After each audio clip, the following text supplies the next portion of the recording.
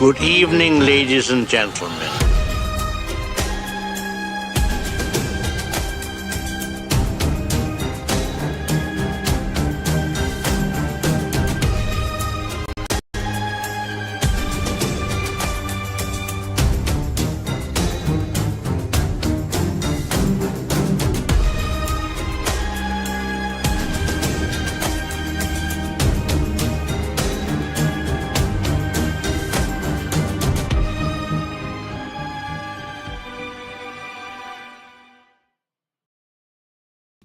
Hello, what up? What's happening, everybody? Welcome back. Blood Splatter Chatter. Verno with you. Week 4 of 7 of Road to Halloween. Tonight, we're talking Dracula, Prince of Darkness. Again, this series is about the evolution of the slasher genre. And this is definitely, I would say, the most out-of-the-box pick that we have. But I really wanted something that kind of shows the influence of the monster movie on the slasher movie. And I think this one does it pretty goddamn well. So bring in my brother. We got the regular crew with us tonight. We'll bring him in one by one. My man, who we just did a great conversation on the new Final Destination and the new I Don't What You Did Last Summer. So go check those out. Up now, Legacy. The Missing Link. My brother, what's happening? What's going on, my brother? Before we get started, I just want to break down my review real quick. No, I'm just kidding. Hey, I get it. I understand that reference. And my man, what up, Dr. What Doom, up? fan What club, up, fellas? Big Stu. Thanks for having me. Glad to be here as always. Excited to get into it. Let's do it. Let me get my better background. Bam, more fitting background. There it is. So I've said this before. Part of the inspiration for why I wanted to do this series in the first place, I'm giving them a lot of credit, but they deserve it. What up, E? Is the Evolution of Horror podcast. So they do this. This is what they do. They go through a subgenre and they kind of study the evolution of it. And when they did their series, when they did their series on the slasher, they didn't include a monster movie. And I thought that was like, looking back on it, we could have started with it. We could have started with like Frankenstein. Like, there's not that big of a gap between Frankenstein and Jason Voorhees. You know what I mean? There's a comparison there. But after we did Horror of Dracula during FangFest, which we enjoyed, I finally got this one because it's not streaming anywhere. You have to pirate it or buy it to get this thing. It's one of those, you can't rent it on Amazon or Fandango or whatever. But watching this, I was like, good God, this is like set up perfectly. It's like the same formula of a slasher movie in so many ways. We haven't had a movie in this series that gives us the happy campers that we talk about all the time. There's so many slasher movies that start out and you got 4 friends and they're going on an adventure and they ended up in a secluded place. And that's a lot of what this is. Instead of final girl, this one's got a final girl too. Right. Instead of teenagers, they're married couples, which is indicative of the like Texas Chainsaw, pre-Black Christmas, pre-Halloween slashers and proto slashers that we get. And one of the first thing that really made me think of it is that we've got this silent Dracula in the movie. He doesn't talk, Jason and Michael Myers-esque. He just kind of he's like an animal in this fucking movie. But so there's that. There's the people getting picked off one by one. They're in a secluded castle. You could swap that with a secluded campground or any one of the secluded areas. They end up in all sorts of different slasher movies. And the other thing, and I'm sure there's a lot that I'm missing, but another thing is like the final board boss. You know what I mean? The final boss at the end. It's so similar to what we get in this movie and all the monster movies that come before it, really. But like, it's so similar to what we get in any Friday the 13th, any Michael Myers movie, any Friday or Freddy movie where you've got to have a boss battle at the end. So I would say I love Horror of Dracula. This one is it's quite a bit of a step down for me. It's directed by Terrence Fisher, who, if you look up like, hey, what are all the best Hammer horror movies? What are the essential ones to watch? All of them are Terrence Fisher movies. So he's like the Hammer horror guy. And this one came 8 years after Horror of Dracula. So Christopher Lee, he hadn't been Dracula for a while, but he had done a bunch of other movies with Hammer. And Hammer was kind of starting to dip down. And this was like their thing to kind of bring Hammer back. They made 4 movies all in a row. They had this like 4-movie deal with this certain studio, and they made them all in a row. And they released this with Plague of the Zombies as a big double bill. And that one, we mentioned it when we did our Zombie Fest. That was like the first pre-Romero zombie movie where the zombies were kind of like Romero zombies. They weren't flesh eating, but they would come out of the grave and they were a little bit decrepit looking and they were kind of Romero-esque. And it worked, apparently. Like it was a big boost to Hammer horror and it kind of put them back on the map for the next 4 or 5 years, doing big things. But I think it's cool. It starts out really good, and it kind of just gets slow, and it gets dry, and there's a lot of scenes. A lot of scenes that kind of just like go on way too. I feel like there could be a 45-minute cut of this movie that would be straight heat. Like it's an hour. It's not long, but which is crazy because when I saw it's like an hour and a half, I was like, oh hell yeah, that I can definitely bang this out. Right. But it felt longer. They're not necessarily longer, but the pacing, like you said, there's a solid 45 minutes here that it just like back in the black and white days, the silent film days, they didn't have to run an hour. It's like 45 minutes was like the longest they were pushing. And you even get I guess there's another couple of things that are slasher-esque. You get all the Friday the 13th movies, or most of them, you get like previously on Friday the 13th. Like we get that opening in this. So there's like a 3-minute montage of horror of Dracula at the beginning. Oh, and I just had another. I had to rewind that because that kind of because it's got like a little haze around it. Yeah, I love that. That threw me. I enjoy it, but it threw me off at first. I was like, "Is this someone like?" I was like, "Is someone remembering this or like what's?" I was probably high, but I was like, "What's the context of this right now?" So when what it is? There was a ratio difference between 1958 to 1966. So the screen wasn't as wide. So that was their way of like they put a diamond over it, then the smoke. I thought that it was really it was awesome. Yeah, that's I love it. I appreciate it. Oh, there was one other goddamn thing that it just made me think of that's like a slasher movies. But hopefully it'll come to me. But let's just dive into it, man. Link, just with that in mind, like what do you think of it? Or I guess one more thing I wanted to say is we're in 1966 now. We started this Road to Halloween series in 1960 with Psycho. And then Peeping Tom in 1960, Blood and Black Lace 1964. This is 66. And I feel like this is the most dated feeling out of all the movies that we've done. And Psycho being the least dated. Like the oldest one that we've covered is feels still the most fresh by far. But what did you think, Link?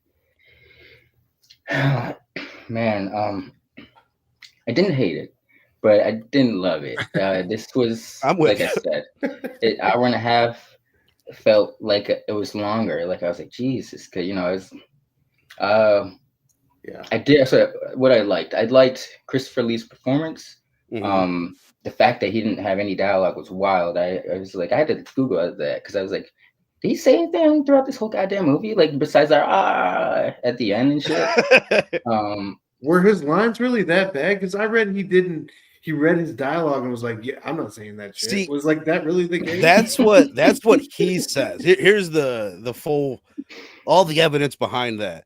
The writer says he didn't write anything, and Christopher Lee says the dialogue was so bad I wouldn't read it. And then he says there were lines like this, and he starts spouting lines, and those lines are from a movie that he did do in like 1972 or whatever. So it depends on who you believe. The writer says nothing was written. Christopher Lee says he was above it and couldn't read that shit. But I have a feeling that he's the one that's probably wrong. Because he did so many he's confusing his movies and shit. He was an old guy. He lived a long time. Right. He did a lot of movies. Yeah. And my man was he in the army or some shit? Oh, I have no idea. It's not some shit like an actor would say, though. You know what I mean? Like, no, I read it's not my fault. Like, no. Okay, yeah. Far above that. I like the effects, given that it was like a Hammer film, and I want to say this is probably the earliest or one of the earliest Hammer films I've seen. Like the blood, when the throat gets slit, I like that. I like the color of the blood, the texture not so much. It looked like tomato sauce. Mm-hmm. They were just pouring out, really cheap right there. But the transformation scene, super badass. I did rewind that just because I was like, how did they do, because it was a clean, for being 66, and this is Hammer, known for having cheap productions or, very tight budgets. I thought it was very clean. I was impressed by that.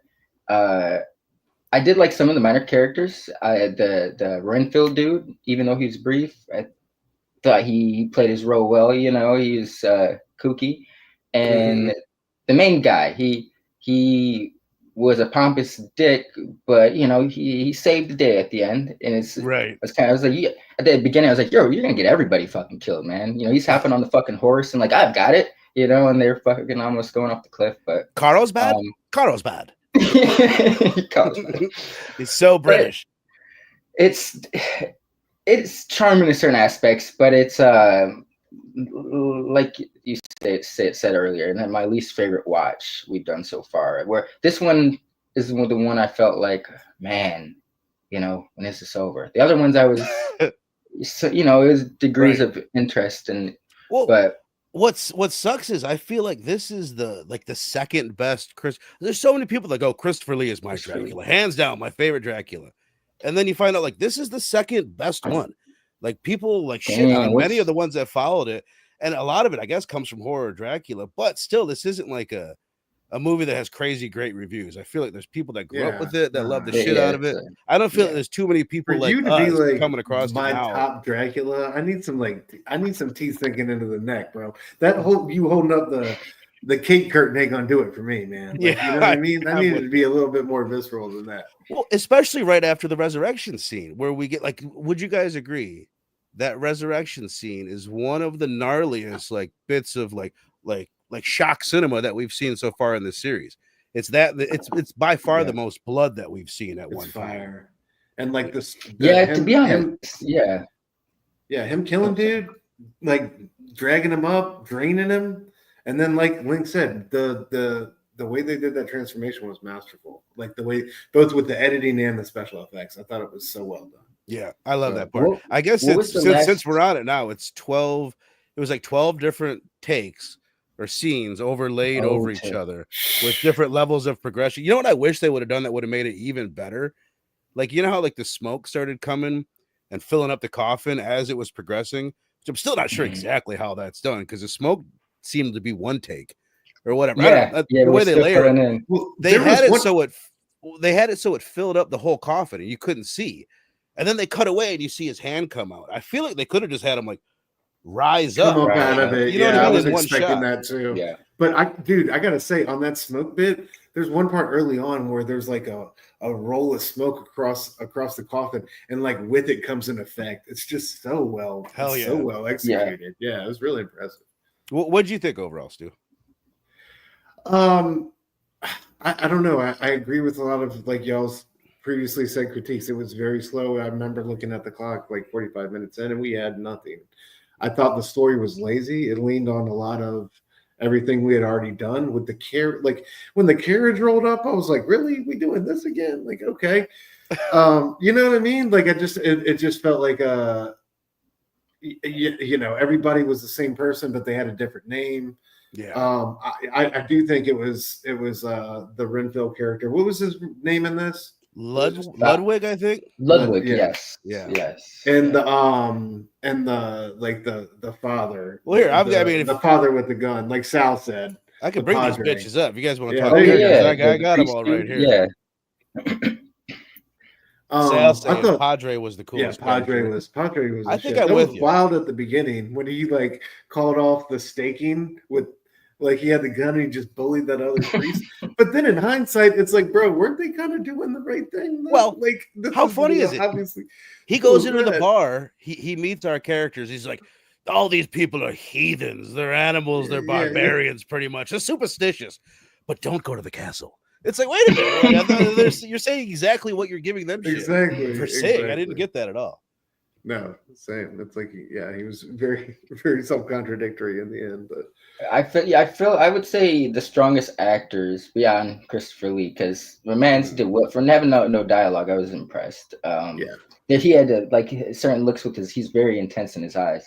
But I'd say our main cast kind of sucked. Not really sucked. They did their job, but it's they're so of an age that is like dated as fuck. Like overly British, but I guess they're playing. It's 1895, so take that into account. But it's like I don't think they're necessarily bad actors of the time, but it's dated as hell. Like it seems super corny now. You know, I think was the best was I wish I had the actor's name. I don't have it in front of me. The servant. The servant was pretty menacing, and he was at times like maybe almost as scary as Christopher Lee. Like he was pretty gnarly, and we get a knife kill, which was pretty. I Yeah, forgot that that when was I dope. watched it, like in context with the slasher. Yeah. But did you have more, Stu? Yeah, Stu, what did you think of just in the context of the slasher? Like, do you think it was a worthy pick? Should I have even put this on the list? What do you I think? do. I think both in like the way it was, like you said, like we had our two couples, we had, you know, an ominous situation, we had a final girl, we had a lot of build up. You know, they didn't really, we had some good set piece skills, but I don't think that was like the you know, the big part. I think where it most speaks to the evolution of slasher is like the wordless force of nature that's coming after you that we had in Christopher Lee, and also like just the backdrop, like yeah, like, and then the couples being in there in that setting. I think those two things are like what most, you know, kind of speak to that genre. But dude, I have to say, just like now that we're, you know, in the thick, like what is this, the third movie in? Fourth movie in. Yeah, with Blood and Black Lace, like all of them have been, you know, I think have really spoken to the genre in like a real and true way, and I can definitely see like the evolution from one movie to the next. So I think you've done an excellent job in picking these films. Hell you know yeah, what I mean? man. Like, yeah, it's dope to see, because there's definitely moments, like I like having it in the back of my mind, because there's moments when they were like kind of stalking around the set where that came in, you know, that dawn, you know, there it is. It's like, okay, yeah, like I see it now. And like him not talking the whole time, for sure. To Stu's point, real quick, like I mentioned something to you about this earlier. Like, I don't know how much I would have enjoyed this film had I just thrown it on and watched it. Like having something in the background, like it was homework in a sense. Like the whole, you know, I don't know if I would have observed the fact that it's got like the blueprint for like your prototype slasher. It's prototype slasher, but it's, you know, it's a bunch of people, you know, they go out to have fun, go to a location they're told not to go to. We have a silent fucking killer. You know, there's a lot of, I don't know if I would have picked that up had I not, you know, this. So I'm glad I did have that in the back of my mind, like Stu said, that made it me. To your point, I don't think this is something that, like, when John Carpenter is making Halloween, he's like, oh man, let's do Prince of Darkness, let's do that formula. It's just something like so much of what I'm talking about with the happy campers going to a secluded place, it has its roots in like ghost stories that came before it. You know what I mean? House on Haunted Hill, that type of thing where you're getting an ensemble cast, which is something I think the movies lack. I think every movie like that came, it wasn't as, how am I trying to say this? These days, almost like 100% of movies have a clear-cut main character. And the older you go, it's like it's not necessarily the case. And for me, I don't like it. Like I think a movie almost has to have one, something to latch on. Yeah, I think it really like mirrors our love affair with like as Americans and American culture with serial killers and violence and shit like it's interesting how like Peeping Tom and Psycho start with like this very cerebral scientific approach to these killers, right? And now like everything we moved into Blood and Black Lace, and now this is like we're getting more and more stylized. Yeah, and like I think that also is reflective of like where we're at in the culture with it. Like at first it was like, oh, these are these like kind of like these freaks, these abominations, you know, of society, these outcasts. And then it turns into this thing where it kind of like becomes the love affair really starts to kick off. And like, I think it like, I don't know, walks hand in hand, because like coming out of the 60s and stuff like that, it was really, you know, criminology and all that stuff was really starting to find a foothold, like as far as like, you know, what was going on with the population and how we had some really wild individuals out there. So part of that is news, like television news became more of a thing. It was America kind of dipping their toes into true crime and like actually being interested in stuff like that. Ed Gein becoming a name that everyone kind of knew after that happened, and other killers like that, until you get to the 60s and 70s where there's just like a boom of serial killers. They've started to be like glorified in a sense, like by I don't know the term I'm looking for, but you know, like celebrity. Media celebrity. Absolutely. Yeah, there's a celebrity status added to serial killer. Yeah, right. Just another, since we have this up here, the other one worth mentioning, Barbara Shelley, the woman that plays Helen. Here's what I think about her. She is kind of known as like the queen of Hammer horror. She's in like a handful of Vampire other chick. ones. She's probably, yeah, the vampire chick. She's probably the most prominent, and I'm no Hammer horror expert. I've only seen like 5 or 6 of these things, so don't get me wrong, but she's probably the most prominent female like reoccurring actor in the Hammer horror series, and I think she looks it's weird. Like I feel like she's a star. She's like got star quality. She looks amazing as the vampire, Yeah. but she's kind of terrible at the same time. Dude, her Like, performance is so flat. I felt like It's overacting. Oh my god, Yeah. I'm scared. I feel afraid. It's like, So- okay, we get it. Why don't you not say it and just put it on your face?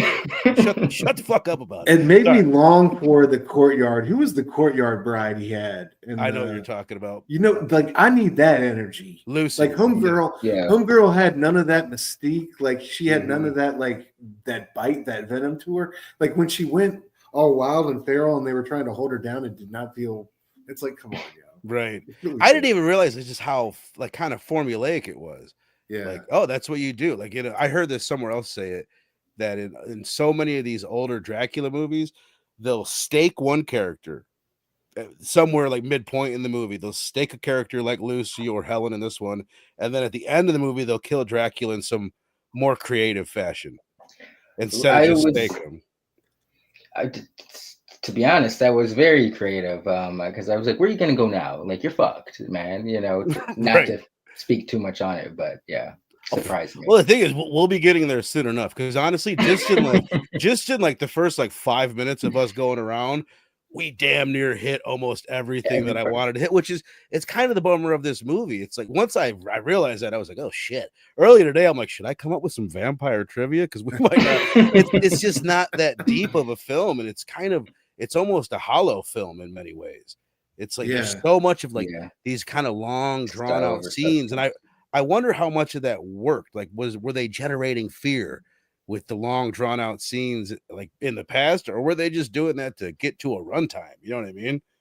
I have no idea. Well, I mean, like, we try to put ourselves in the mindset of like '66 and like the horror films we'd seen previous to this. Like, I was meant to ask earlier, what was Blood and Black Lace? 64, and that's in Italy. Okay. So it's, you know, you've got different standards there. They can get away with a lot more violence, and that's what I'm saying. Like, it's so disappointing.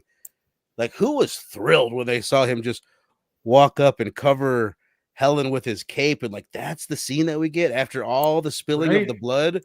Like, I don't know. It's so weak. Christopher Lee's great, but at the same time, it's like it's not, the juice ain't worth the squeeze, in my opinion. Like, I'd rather just see a supercut of this movie, or just an edit. I want to edit a 45-minute banger cut of this flick. Yeah, because especially like he had the bloodshot eyes and a tense look, like he's kind of feral, you know, like tear into somebody. You know, we never get to see that shit. I mean, that's what they need to do. I wonder, like, this is totally fucking half off subject, but I feel like 5-6 years from now, we're gonna be able to like make an AI cut of this. You know what I mean? Like, all right, when it gets to this point in the movie, have Christopher Lee rip this woman apart.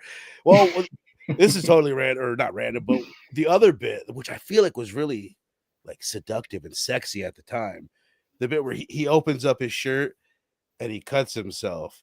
It just, first of all, it drives me bonkers that his pinky cuts here and the blood comes like 3 or 4 inches away from the pinky. And there's just something like, I get it. Like, at the time, I feel like that was edgy. It was really sexy for him to do that. But like now it just comes off like really, really corny and cheesy. Yeah, it does. The other bit, I was like, that boy needs a cheeseburger. the lesbianism, which I guess is another in the special features. They say something along the lines like, this isn't the best Hammer horror film. It's not one of the greatest, but it's it's like the most Hammer horror film. Like, I guess like a lot of these tropes you see over and over. You see a castle that you're not supposed to go to, a stagecoach driver that abandons people in the woods before dark. You've got a servant that's still working at the place after his master's been killed. And the other thing that I was getting to is like a little bit of hinted at lesbianism. Like that line when she says, you don't need him, like talking about the girl's husband. Yeah. Or I don't know why I'm doing this. She doesn't do that. She should have done that. It'd been way fucking cooler if she did that. But like that at the time was like very loaded and like a lot of like lesbian undertones going on right there. Did you guys pick up on that? Innuendo. I did not. I did not pick up on the implications. The implication. I have a question for y'all though. Why the fuck did he not jump over the cracks in the ice at the end? What the fuck was that about? I don't think. Okay. Well, yeah, they needed to fucking kill this guy. They had to get him. Yeah. Let's just get into that, man. There's the end scene. I guess I looked into this. They came up with the idea for this movie that like the running water bit. Running water. He can drown in running water. And evidently what that kind of like dates back to is some of the oldest stories of Dracula or vampires where they couldn't cross a stream. So it didn't necessarily kill them in the old myths, but that's kind of like where the roots of it is. And you can't cross the stream, so running water will kill you. And it's kind of like if you think about, they just start making shit up in the Nightmare on Elm Street movies, like, oh, this is how we kill Freddy now, and it's kind of like that, which is the running water was the new rule for sure. That just made me think of another thing. Is like this is, I think Jaws gets credit a lot of times for Jaws 2 for starting the big blockbuster sequel. Like we got a big blockbuster, then we got to do a sequel. And Universal did it before that, but it was different. It wasn't like there wasn't continuity with the Universal monsters, like in the way that there is in this. But this is, as far as I know, one of the first like where they started a series. Like, oh, you've got a guy like Michael Myers or Jason. Well, they're immortal. We'll just keep bringing them back time after time. And maybe had we not got Christopher Lee coming back time after time, like it wouldn't have, audiences might not have bought it, bringing Michael and Jason and Chucky and Freddy back over and over. So it was the precursor to that. So Cal, what up, my brother? How we doing, man? Yeah. So yeah, you guys got any other thoughts on the ending there? Like, let me ask you this about it. Did you guys feel like it seemed like it wasn't? I looked into this and I can't figure out why it looked like that, but it was like in fast forward at times, or like it was shot on a green screen. Like when he pops out of the coffin, he like flies out of it all fast. Are they speeding it up? And if they are, maybe they are, and I just couldn't find it. That was you guys weird. saw the same shit, right? I saw that as well. Absolutely. Very weird. I think that was just them trying to like his super speed, you know. Look at his quick reactions. He's like a mongoose. Sal saying the running water death could have been cool, but just wasn't executed well. Totally, it came off just kind of cheesy. So Cal Dan saying Christopher Lee was always a scene stealer, definitely. Yeah, I just wish there was, like, if they could have got him in the movie within like 25 minutes, because I'm pretty sure it's like 45 minutes. It was, it is, man. It is. It's they just. For me, do you guys agree? Like, I'm curious because when I watch the movie, I'm into it for the first like 30 minutes, like with just them getting there and the harbinger of doom, which is another thing. The priest is pretty much playing like what I can't think of his name. The guy from Friday the 13th, Ralph, crazy Ralph. You're doomed. Don't go to the castle. You're doomed. There's that bit, but like I'm into everything until they show up at the castle. And once Clove, the butler, kind of gives his explanation of what's going on, and it kind of takes some of the mystery away, it just that's when it bogs down. Like, were you guys kind of into it up until that point, more so, or no? Yeah, I was fairly into it. Like I said, like when I was like 45 minute mark, and we hadn't had much action, that's when I started to lose it. And like at that point, it was just like I felt like the bits that we did get were just not. They didn't, like you said, man. It just didn't have the juice to kind of like push me back up over the hill at that point. So, right when they go off to like with the father, whatever, and they go off to his place, it's just like it really felt like they're just like trying to up the runtime. Like, we got to make this feature, like, which is kind of how I feel about this review we're doing right now. Like, I'm looking at it, I'm like, I'm not gonna do what they did. I'm just gonna let this thing bog down. So I got one more thing. Do you guys remember, as far because they have they bring back the theme from Horror of Dracula, dun dun dun, which is great. It could be overused a tad bit, but 90% of the times that they do the theme, I love it. And then like just the other music throughout the whole thing, I think is great. But do you guys remember when we did Horror of Dracula and I told you that the composer, in his mind, he was thinking Dracula. Like, was I able to put that in your heads? Were you guys thinking that while watching the movie? It didn't pop up for Damn. me, No, but I yeah, do remember sorry. saying that. Watch Yeah, I it do again. too. We'll bring it back next week. Now it will, though. Yeah. I say let's just go ahead and rate this thing, and then I do have the Horror Fest lineup, which I have not fully announced on this channel. So we'll run through that bad boy, and we'll get about this bit. So let's give our honest critique, our honest final thoughts and rating on the film. You guys in the chat, if you've seen Dracula, Prince of Darkness, then throw your rating out of 5.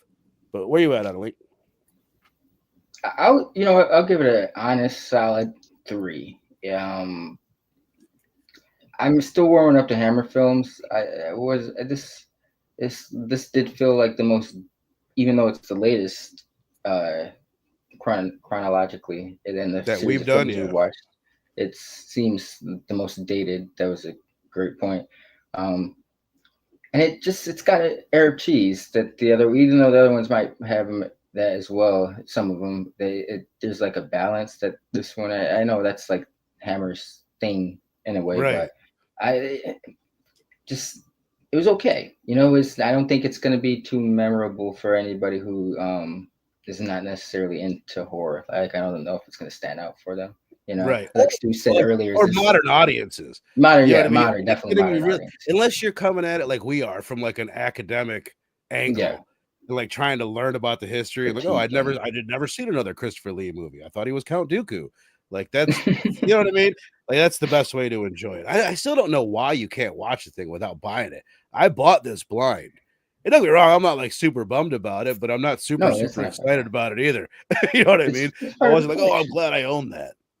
Dude, now that you say that, so Lucas had to be a huge Hammer horror fan, right? Between him and Peter Cushing. Oh yeah, absolutely. Yeah. I always thought that was cool. Like he was exactly. Cool. So a 3 from the Missing Link, a 3 from Sal as well. He's right there with you. What about you, Stu? I think I'm right there with the two fellas, man. I think I'm right there at a 3. I was gonna go 2.5, but like, I don't know. This one still had some redeemable qualities, and I really like how it kind of like further like gave that little bit of spotlight onto the evolution of the slasher genre. And I definitely see what you were getting at with this one, and I think it definitely speaks to that and accomplishes that. But yeah, I think like things that did well was like Christopher Lee's presence, of course, like. Speechless Christopher Lee, I thought was dope. The sets were beautiful. Yeah. Music was dope. A couple good character performances, but like I really think it was kind of resting on its laurels a little bit too much with like the first success, and it was borrowing from that story just way too much. I think there didn't add anything really new and zesty to the story to me or to the to that world. And man, I needed more like sexy vampire brides at the end of the day. Right. You know what else it did? And this is just me talking to AI about it and trying to figure out, like, it didn't really add anything to vampire lore that got used after this. Right. Like the water bit, like, yes, that's unique to this. The bringing Dracula back through a blood sacrifice is unique to this movie. But there's nothing that's like, oh no, that became a staple of vampire movies afterwards. It's just stuff that was created for this movie and then just went by the wayside. Yeah. Just looking through my notes here, a couple things that I liked. So a 3 from you, Stu, right? Yes, sir. Okay, so 3 from Link, 3 from Stu. I'm gonna give it a 3 too, honestly, because I could go either way. I could go a 3.5 or a 2.5. Mm-hmm. There's a bit of a charm to it, but overall, I'll be honest, I'm not a huge Hammer horror guy. Like I love Horror of Dracula, and I haven't really seen another one that I really, really like. I've only seen like 3 or 4 other ones, but they're like supposed to be the big ones. So it tells me like maybe I'm not that big of a Hammer horror guy. But I was going to mention, we talked about the recap at the beginning. I loved how once they finished like the recap bit and you see Christopher Lee turn to ash, how it just goes on the hand of Ash there with the title over it, and it's just blown away as the titles are coming up. I thought that was super badass. Another thing worth pointing out, is when we first see, you think about like teens and the teen slasher, they're all partying, they're doing beer bongs and keg stands and shit. And this one, when it starts out, we have this very British gentleman and he's like doing a beer chugging competition. And just, you know what I mean? So it's like the way that's depicted, it reminded me of the way that the junkie was depicted in Blood and Black Lace. He's wearing a suit and tie. He's not like all like itchy, Right. like some crackhead like he is. There was still like a level of civility. Sophisticated. That, you know what I mean? There were Yeah. still like, they weren't peasants. These people, they just might have had a bit of a problem, or they like to drink a beer or two. It was just like treated differently in these movies. We mentioned that it's got all these ghost story tropes. Like, I feel like that's like some of this shit was cooler. Of like, oh, they're in this like haunted castle. Why is the dinner setting itself? Oh my God, their luggage is unpacking itself. Like some of that shit might have hit harder and been. I still enjoy that to a degree, like those moments in the film. But some of that might have been cooler and maybe even creepier back in the day, for sure. Yeah. There was one other thing. I guess the resurrection was the shit. Yes. I guess that's about it. Oh, I'm glad I remember this. This motherfucker's outside during the day at the end of this movie. Like, I was going to ask that. Yeah, I was going to say, bro. Sun hasn't set just yet, my man's. Like, where was the smoke? Where was the fire? At one point, I'm like, oh, is this supposed to be day for night or whatever? Like sometimes like they'll be shooting day and they turn it to where it looks night and it just looks kind of weird. But then they show a scene of like when the father is up on the hill with the woman, the final girl, and there's daytime clouds in the background. I guess there's even jet trails. Like you can see like a jet trail in the background. But so I started thinking about it. First of all, Nosferatu 1922, that's how he dies. That's how Count Orlok dies in that one, is sunlight. And that was the first time that a vampire was ever killed by sunlight. And outside of that, in vampire lore, it just weakens them. Like the phrase I think that's used a lot is like they're less active during the day. So it's not like a guaranteed thing to kill you. And in Horror of Dracula, you remember Twilight set the record straight, bro. Oh, is that where they cleared things up? Yeah. Twinkle, twinkle. It did a little retcon, I guess we'll say. In horror, first of all, I'm thinking, in Horror of Dracula, they don't do sunlight at all, but they do. Peter Cushing goes up and he rips down the curtains, and Christopher Lee's like, but that's not what kills him. It just like stuns him to a degree. And maybe that's like direct sunlight or whatever. They were just like a lot looser with the rules at the time. And that wasn't as cemented in lore as it is now, that you can't go outside during the sunlight. It wasn't necessarily like a thing like it is now. Yeah. I also like when they're in the wagon, the priest was like, well, it's a day's ride to the castle. Like we're going to use that to our advantage. Next thing you know, he's like, man, they're really hauling ass. He's like, I know, we better hurry up. It's like, what the fuck?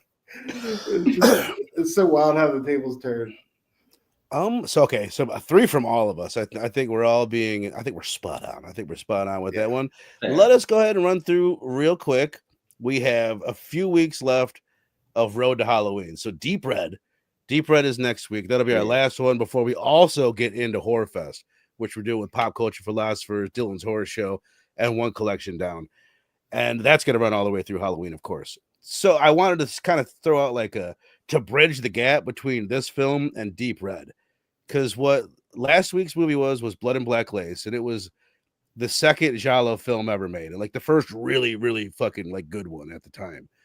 And so more or less like the movies that you would want to check out if you want to really study the evolution of the slasher, it's all the giallo stuff that comes between then and Deep Red. Because Deep Red is 1975. It's Argento's like 4th or 5th giallo that he did. And it's really like a lot of people would consider it like the gold standard for a giallo film. It's like the best of the best. We were almost, instead of Prince of Darkness, we were going to do Argento's first giallo, which is Bird with the Crystal Plumage. I just thought that was too much giallo. Blood and Black Lace, Bird with the Crystal Plumage, and Deep Red. So I figure this is the way we'll bridge the gap. But there's a lot of Sergio Martino movies that you can check out. Torso being one that's like the most slashery. There's some Lucio Fulci giallo movies, particularly Don't Torture a Duckling, and another one that he did before that. And then there's, like I said, there's Bird with the Crystal Plumage. That's really the one 5 years or 6 years after Blood and Black Lace that really kicked off the giallo boom. Like Dario Argento did that in 1970. And between then and like 1980, there's like 100 of these things made in Italy. There's so many of them. There's a ton of them on Shudder, and they're all like kind of that same kind of thing. These really art house proto slasher whodunits with set piece kills going on in the middle of it.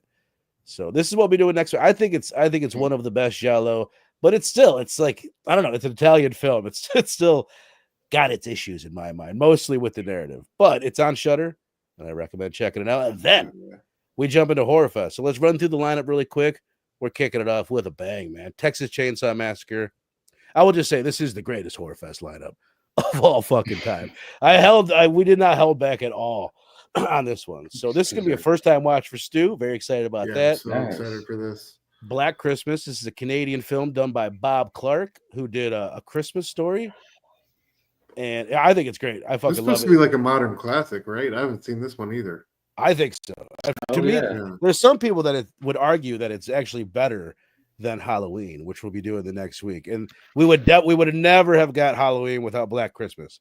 And we'll talk more about that when we get to it. But then Halloween, a little bit out of place. We're doing it at the beginning of September. But this is like the kickoff to spooky season, the real like fall season, kicking off first week of September. And this will really be the finale of our Road to Halloween series, obviously. Then I fucking just love this thumbnail, dude. This is Stu's pick, The Wailing, Korean flick, right? Yes, South Korean, I believe. Yeah. Can you tell us real quick, like, obviously not North Korean. What genre is this? If you had to stick a genre to it, you don't got to get into like the details of the narrative. Like possession, evil spirit / zombie type of deal. Yeah, it's haunting, man. It is a commitment. I appreciate you let me put it on the thing because it is 2.5 hours. So I'm really nervous about you guys watching. I really hope you enjoy it. Oh, I know. Sure. I think it. You know, like a lot of great pieces of art. I think you really fall on one side of the spectrum or the other with it. But I was fantastic, dude. And it's definitely like super ingrained into that culture, into the Korean culture. But it's still like got so many unforgettable scenes and moments in it. So I loved it. Yeah, I'm super looking forward to it, man. And you're right; it's the longest movie we'll probably ever do. But I've wanted to do it. I've heard nothing but good shit about it. I'm excited for y'all to hear y'all's thoughts on it. Thanks for letting me throw it in there, bro. Of course, dude. Of course. And then Dawn of the Dead, man. This is a last minute ad. I'm like, fuck it. I was gonna save this for the next Zombie Fest that I want to do in January, but I was like, fuck it. That and another one that's coming up. This is gonna be like our little Zombie Fest that we have here. So we've got Dawn of the Dead, and then the very next week we'll do a double feature with Wreck. Heard nothing but good shit. Both these are foreign films. No, I've never seen this. There's the American version, Quarantine. And then there's Wreck. Most people say Quarantine sucks dick, and Wreck is a masterpiece. But it's a found footage, I think. I don't know what country it comes from, but I know it's a Spanish language movie. And then there's One Cut of the Dead, which is on Shudder. I don't even want to tell you guys much about this movie. It's a movie that you're gonna watch and you'll be like, what the fuck am I watching? And then by the end of it, I think you'd be like, whoa, what the fuck? Like I think, Vern, the way I found The Wailing was when we were doing our best of, what was it, 2010s horror show? I was like looking up a bunch of the bunch of movies I didn't want to miss out on or hadn't seen, and that's how I found The Wailing. That the One Cut of the Dead was the other one, and everything I heard from it was that, like, just hold on, the first 30 or 45 minutes you're going to be like, what in God's name am I watching? And then after the fact you're going to be like, wow, that was amazing. It's a movie that like changes. It changes like kind of midway through and becomes something else. So it pretends to be one thing, becomes something else. And I'll give you. Want me to tell them what you're doing? You guys don't even want to know what's going on over here, or maybe you do. Maybe you do. Go away! You're distracting me. I'm trying to talk to my friends. Anyway, it's a cool movie. Check it out. There's a steelbook that was floating around Walmart for a while, but then we got Big Link's pick, medium-sized Link, average-sized Link's pick, Jeepers Creepers, baby, which is one of my wife's favorite fucking movies. She loves this movie. Still scares the living shit out of her. We've got two like controversial directors that we're going to be talking about during Horror Fest. The fucking scumbag that directed this thing, which we'll talk about. We'll definitely be discussing that. And then when we get to another one coming up. This one, Cannibal Holocaust. Oh, shit. Never seen this movie. I only know it by reputation. Same. gnarly flick that's going to need some trigger warnings. There's actual animals being harmed in it. That's part of the reason why I've never watched the thing. But I wanted to put something really gnarly on the lineup, and this is just it's a big one. You know, it's like a big name, Cannibal Holocaust. You know, Robbie's going to join us for that one. Yeah. And then we're like 2.5 years into this channel. We've never done a James Wan movie. We've never done a Conjuring movie.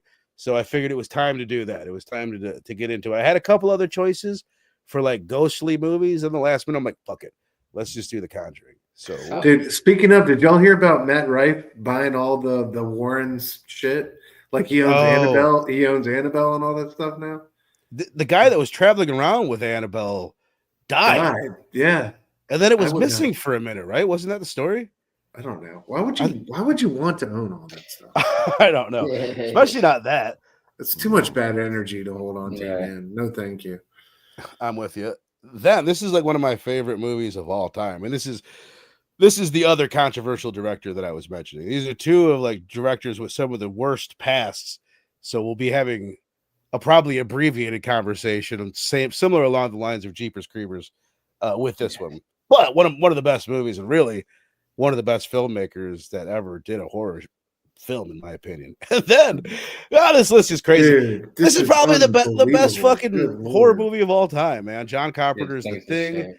Again, 2.5 years into this, and we've never done a John Carpenter film. So we're doing Halloween and we're doing The Thing. We're in the where on the calendar are we right now with this one? This is October 30th. October 30th. So this is in some ways this is the finale, and I'll be completely honest. The next one, I plan on doing this show, but I've still got to set it up because I plan on doing this on Halloween night.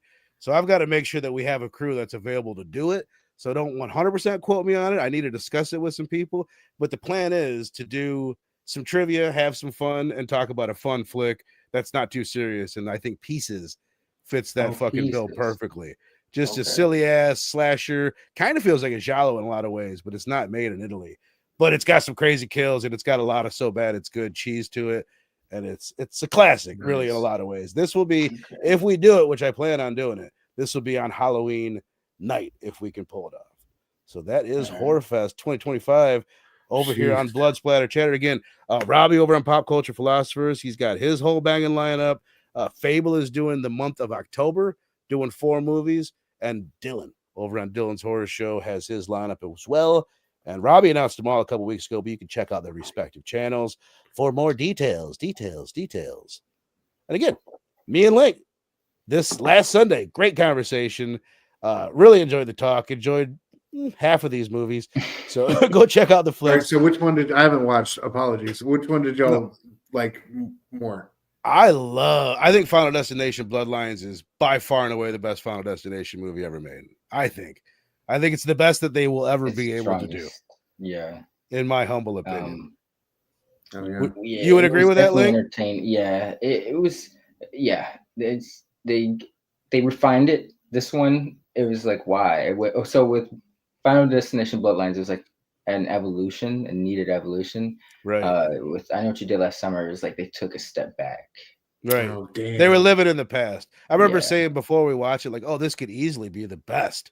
I Know What You Did Last Summer. They could crank up the kills, do some good characters. And don't get me wrong, it's not there's certain elements. It's not terrible. It's not a terrible watch, but it's like, damn, they didn't make the best one, like in my opinion, for sure. But it's not bad. It's worth a watch. And I think it's one like your daughter's into horror, Stu, would agree. Mm-hmm. Yes. It's a great one to watch with her. It's like perfect for that kind of thing. It's still living in that they world. They brought Tony Todd back for Bloodlines.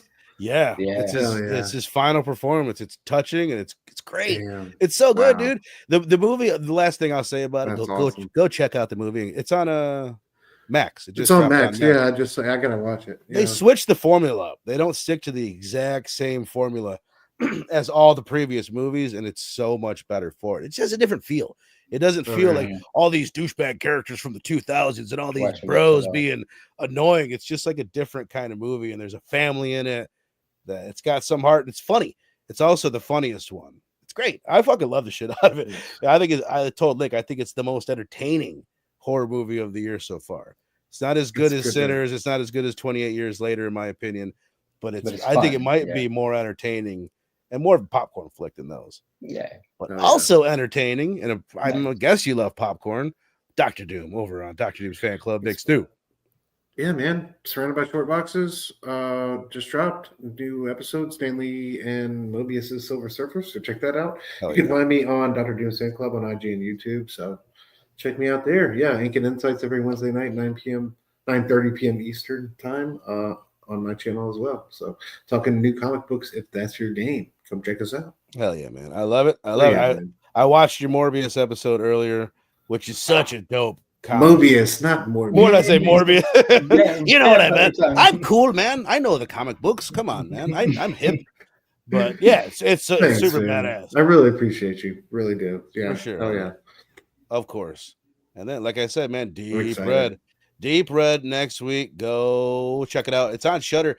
There's multiple versions of this thing. And I honestly want to say the one that's on Shudder is a little bit shorter. And I think it's I think it's a little bit better. Like, so I would just recommend like watching the one that's on Shudder. A lot of people might disagree with that, but Doesn't this one have like another title too? Or like the Italian title or something? Profondo Rosso. That's right. Okay. Yeah. This is the Goblin soundtrack. Yes, it's the first one that he does with Goblin. Go into it knowing that Argento wanted Pink Floyd to do the soundtrack for this. This was right after Dark Side of the Moon, and they're like, "We're touring, brother. Sorry, we can't do it. We can't." I don't know why I just made him sound like John Lennon, Paul McCartney, Yeah. which is funny because I think the lead actor in this he reminds me so much of Paul McCartney. But what I was gonna say is the one that's like the U.S. cut. Has these certain scenes cut out. It's a total fucking bummer, I think, because they lost certain chunks of this movie, like the dub version of certain scenes, or certain scenes never got dubbed or whatever.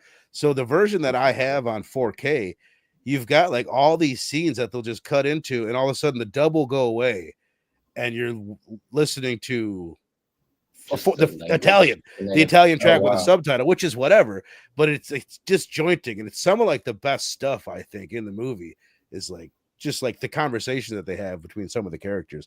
But it always throws me off a little bit, and always like, damn, I wish that hadn't happened. But it's a great. A lot of people think it's a masterpiece, so I'm really curious to see what you gentlemen think of it.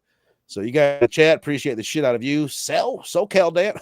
I combine Sal and SoCal Dan together, which is easy to do. SoCal. SoCal Dan and 9 Panal Grid. I appreciate you guys being here with us. Hope you guys come hang out with us next week as we talk Deep Red. Again, Stu, Link, I appreciate you, homies. And we'll see you guys next time. Boom.